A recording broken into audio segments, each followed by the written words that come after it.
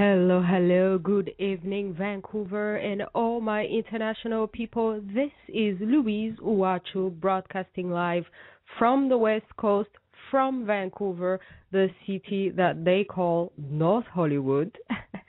And today we are Thursday, May 17th at 5 p.m. Pacific time. We are taking you on the same coast down in Hollywood. We know that a lot of people in Vancouver and you, our international listeners, dream of going to Hollywood. So today we have Mr. Hollywood himself, and he is going to tell you what really goes on in Hollywood and advise you best on how you can succeed. So let us bring him into the show. Good evening, Mr. Shannon Rose. Mr. Hollywood Shannon Rose loves being on your show. I appreciate you inviting me and appreciate having me on. Thank you so much, Mr. Hollywood. And well, let's start with the name. Why do they call you Mr. Hollywood? Well, just in case he's a competitor of yours, a national longtime radio host coined me that phrase. And the reason why I was coined that phrase is because I work in and around Hollywood. I'm a Hollywood publicist. I appear in a video game, EA Sports MMA, and I've been in the industry for over 20 years. So you're definitely Mr. Hollywood. Yeah, for sure. All right. So we have a lot of people here in Vancouver. Did you hear this rumor that they call Vancouver North Hollywood? That's what I hear, yeah. I understand that the celebrities not only hang out in Hollywood, where I reside, but also they hang out in your parts of your town. Yeah, they get less harassed in Vancouver, though. they hang out. They don't want to hide out, so TMZ or CelebDirtyLaundry.com doesn't bother them. They don't bother them in Vancouver. I guess that's why. And we've been stealing a lot of productions, too, from you, most probably because of the Canadian government tax cuts. Is that it? Yeah, well, it's surprising you said that. It were interesting because United States also has that with not so much L.A., where a lot of production companies, but they're going to New Orleans and Florida because they get tax breaks also. Oh, wow. Huh. Okay, so I guess we have more competition coming. Yeah, for sure. I see. So we have a few questions from our listeners because you are also a casting director and some of our listeners are actors. And they were wondering, what are the best ways to get attention from a casting director, from someone like you who knows? Well, a lot of what we book, a lot of what we put out there, I deal directly with the production companies. But when I look for talent, I book, sometimes it's book a look as they call it. Great look, you want to have a nice smile, and when you do headshots, make sure they're in color, but have a nice, great smile. And that's what I look. I look for those people that pop on print, pop on the camera. I'd be able to see that they have something for the future. I see. Now, when an actor comes in and they do an audition and they do so well, but they don't get the part, what's the reason behind that? I mean, there's only one part for so many, but what's the main reason for which you really, truly pick someone after an audition? Well, I would pick someone that, I'm not trying to talk adult here, but makes love to the camera. Someone that, you see is either a rising star or someone that fits that part. Because you not only have to look the part, but be able to do the part. Uh-huh. That's very interesting. Make love to the camera?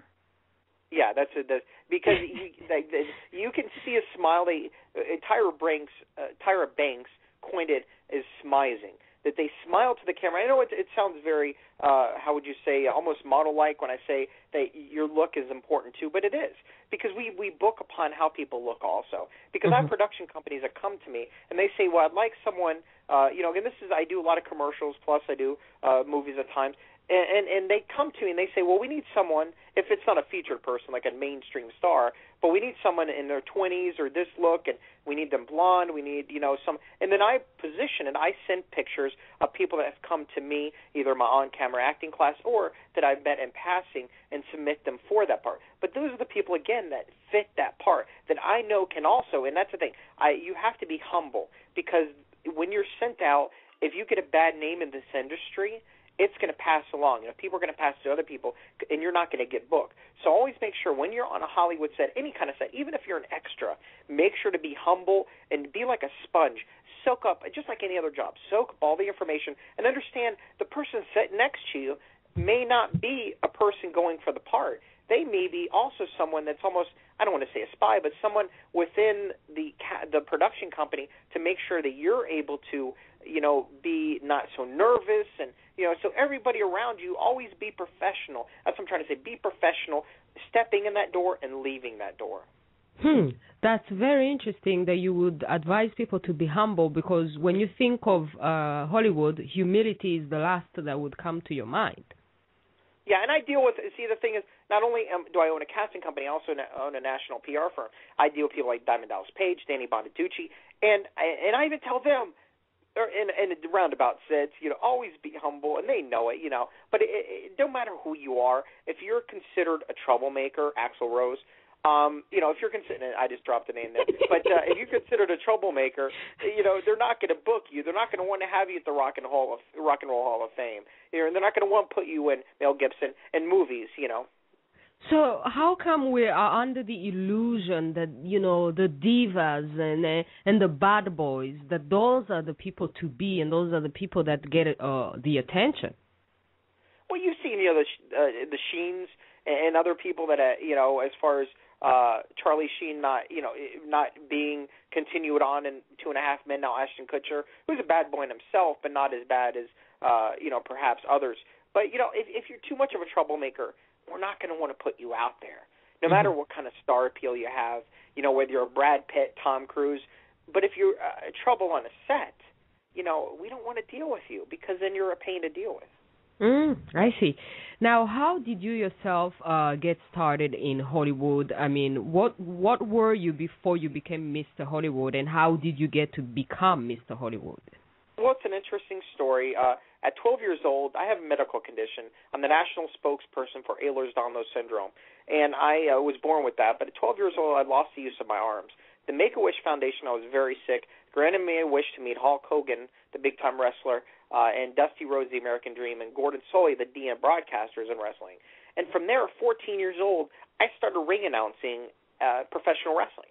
So from there, it launched me into other industries. I've been in the entertainment industry. And, of course, I did EA Sports MMA. I'm a ring announcer in there. And I've produced a morning radio show for News Talk. Everything I've done, I've had my hand in, has been the elements of entertainment. And then a year ago, I started on national radio, and now I'm heard various radio stations across the world, including I do a few shows up your way. But I'm heard by over 11 million people now.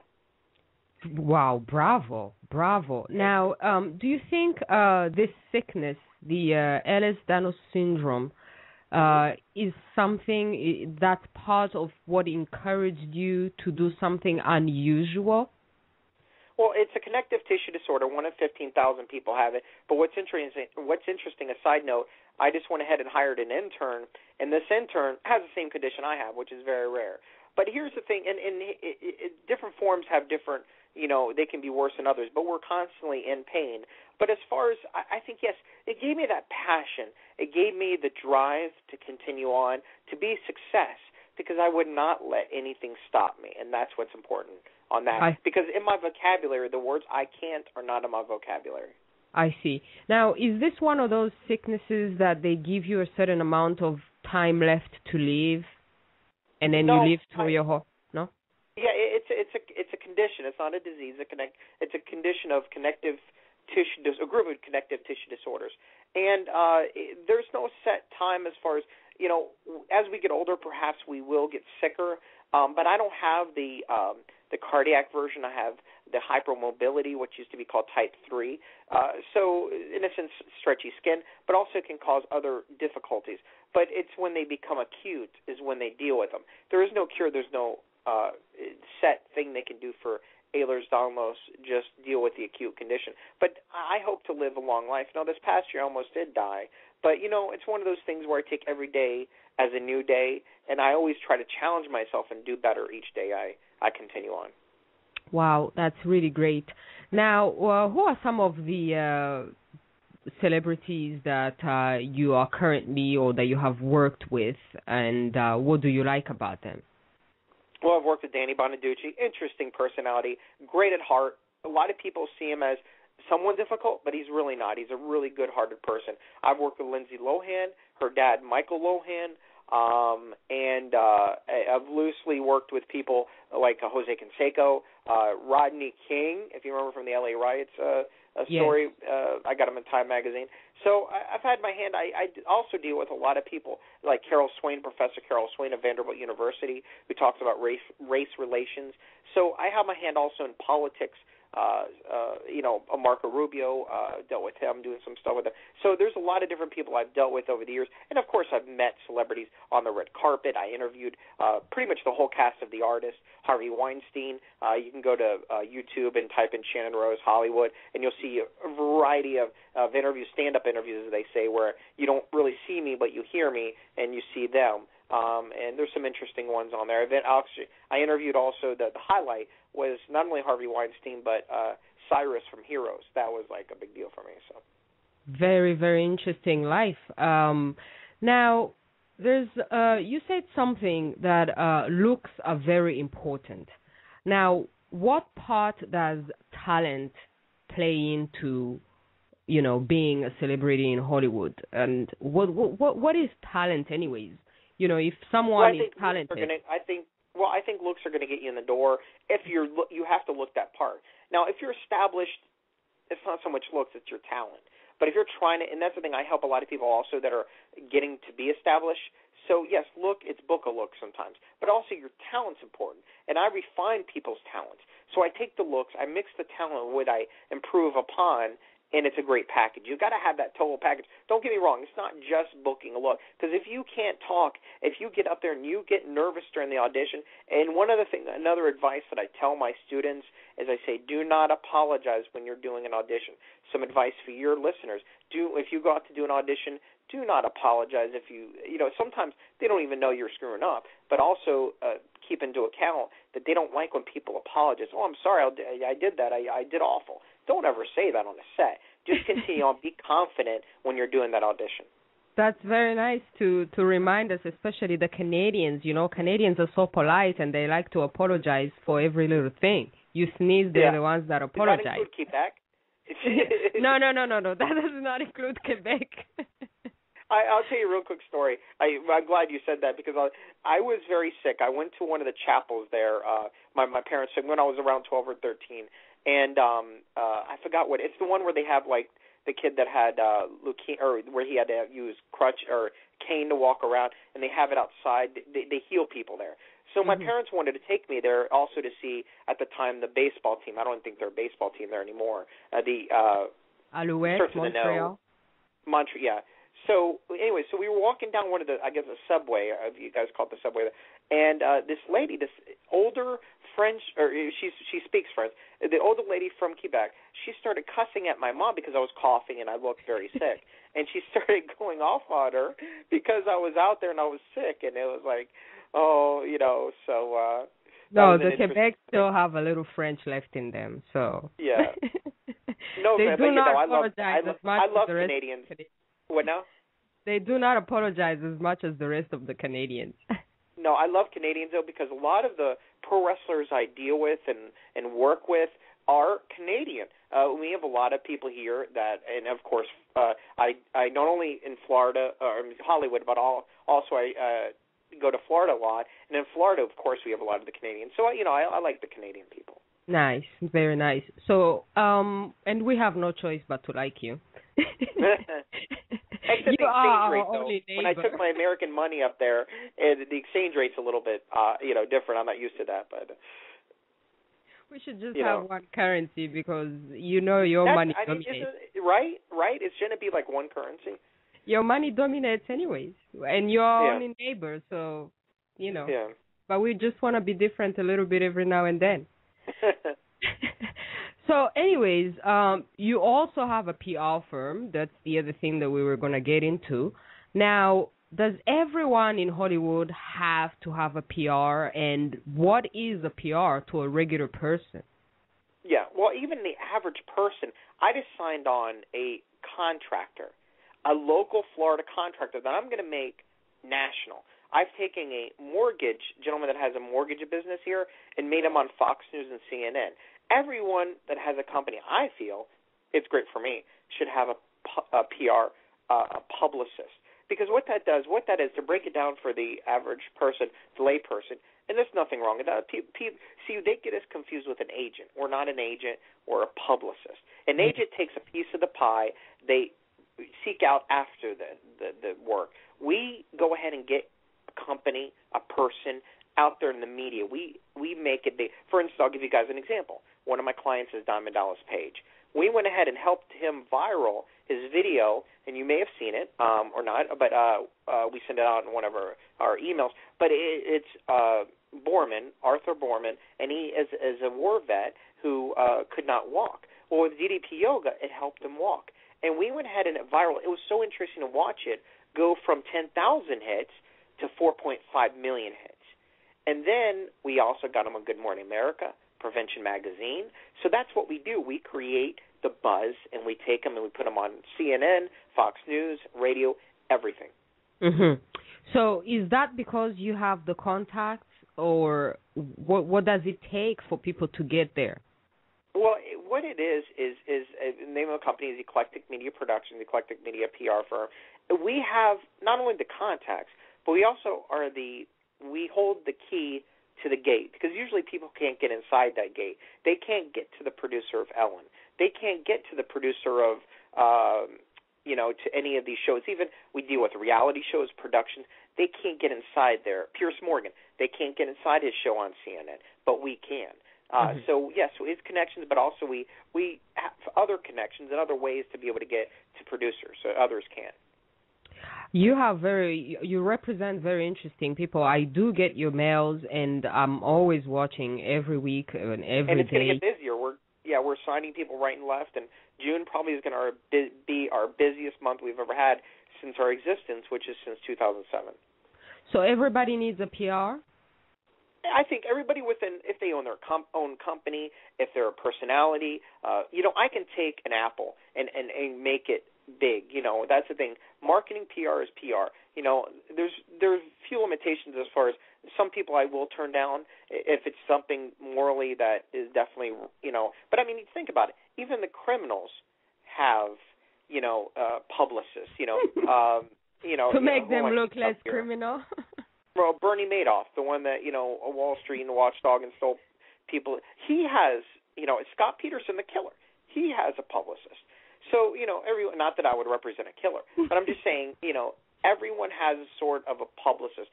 Gloria Allred dips her hand in publicity, and she's representing the massage, the masseur number one, that's my French for today, but he is the one that went after, John Travolta. But that came out, so. Wow. So how expensive is it to have a publicist, though? Because if you're a struggling actor, you're not only struggling to get the parts and make money, but you have to make money and then give it to a publicist. So how expensive? Yeah, we're not an agent. Mm-hmm. Yeah, we're not an agent, so we don't take a piece of the pie. We do, it's sort of how. Also, I'm not going to go into too much detail as far as how much we charge, because it's I will tell people how to busy contact we are. you. Right. Well, it's how busy we are and what we do for the client, because we do different things from production to other things. But it's a retainer fee because they're retaining our services. But you got to understand, again, authors. It's important. Definitely, authors need a publicist. I can't stress that. And I don't mean print authors. The new age is e-books. E-book authors even need publicists. Mm-hmm. Because everyone needs to hear about them. Exactly, because it's hard to, again, get inside that door. If they were to email, if they have a book about chips, they're not going to, or vegetables or whatever, they're not going to be able to get inside that door because they're going to be like, you have a book about vegetables? But we can spin it to make it interesting and have them be able to be on said show. I see. So you also do media training, because not everyone is equipped to come on a radio show and speak. Not everyone is equipped to do interviews. They know their craft. Right. If I feel that you're not able to be, a lot of the people I represent are already there. But if I feel that you're not able to be there yet, then I'll work with you and make sure that you understand. And also we display, we set up the Q&A. We make sure that the radio host and the personality is comfortable with my client and vice versa. I see. Now, you also produce radio shows. Do you have a day that's more than 24 hours? All these things that you do. Well, you probably see me on Facebook, and which they can check me out on Shannon Rose Hollywood. And by the way, if they follow me on Twitter at Shannon K Rose, the 1,000th follower, I'm giving away cash. But I've produced radio shows in the past. I don't do that now. When I first broke in the entertainment side of it as far as producing, I did that about 10 years ago. I did it for about 7 years or so for a news talk station in Tampa, Florida. I see. Now, how do you like radio versus television? What would you tell people who want to get publicity about radio versus television? Is it better? Is it worse? Are people still listening to the radio, or do people prefer television? Where do you usually send people? Well, I even hit up some internet shows because if they have a following, then I will, put my forth out there to book people on those shows, but I don't really try to book on every show out there. But yeah, we do hit up. It depends what they're trying to do, what they're trying to get across. But we hit up print, TV, and radio, and internet radio, and satellite radio too. Mm-hmm. But which one is the best media for people to be visible? I mean, if you're going Hollywood, I mean, it's what it is for what product you have. Mm-hmm. So I mean, it works on all levels. So I would say all mediums are fine. Radio is fine too, because not only are you going on the air as we are now, but also a lot of times a radio show such as yours sends out a blast, an email blast, and also on their website. So that SEO's search engine optimizes, again, for people that's getting your name out there on the web, because it's important when you Google your name, your radio show, my client, it's important that their name pops up, because that's just going to raise the bar on Google for you. Definitely will. Now, how can people contact you, and do you have any projects that you're working on right now that you'd like to share with our listeners? Well, the way they can contact me, a few ways. Already the Twitter at Shannon K Rose, Shannon Rose Hollywood on Facebook, also the letter I, the letter M, ShannonRose.com, CelebDirtyLaundry.com, RoseCasting.com, and MediaProductions.tv with an S. As far as projects, I'm in talks. I'm already started filming a reality show. I've got actually get with a producer of a movie. They're talking about doing. This gentleman also did a Liam Neeson movie. They're talking about doing a movie on my life. And lastly, I met with a lady a few days ago, about doing a book, and that's in the works also, about my life. Very, very interesting. Now, last advice that you would give to our listeners who dream of going to Hollywood, who is the person that they need to impress? The director, the casting people? I mean, who is the person you want to impress is the person behind that camera.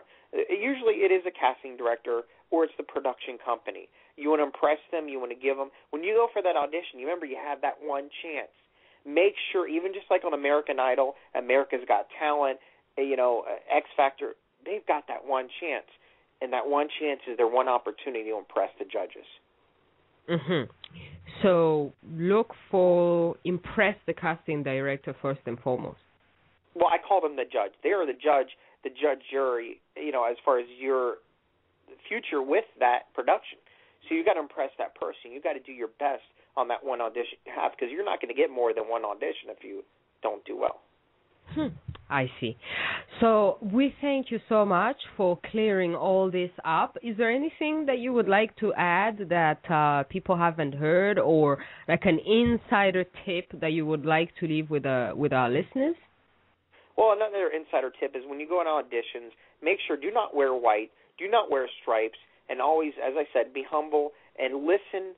Do not talk as much on set. Just listen to and absorb, take in everything around you. I see. Now, what about race in Hollywood? Is it still an issue, or are some ethnic groups, still being stereotyped or beauty is beauty. You have now passed all that stuff, and you're looking at I don't beauty. think so. Yeah, I don't think race is an issue. We've seen that, that we've had movies, I mean, The Help. I mean, there's different types of movies starring African Americans, Asian, all sorts of ethnic type people, so it doesn't matter anymore in that case. That's very nice to hear, and that's a great way to end, so all our listeners know that they can pursue their dreams. And I will definitely be telling a lot of our listeners to contact you, because I know a lot of people need PR advice. Thank you. I appreciate it. Thank you for having me on the air. Have a great evening, Mr. Hollywood. You too. Bye. All right, my listeners, my international people, all of you who are across the world and in Vancouver, all of you who dream of going to Hollywood, you have heard for yourself. Keep dreaming and keep working at your dreams. Have a great evening from Vancouver. This is Louise Uwachu.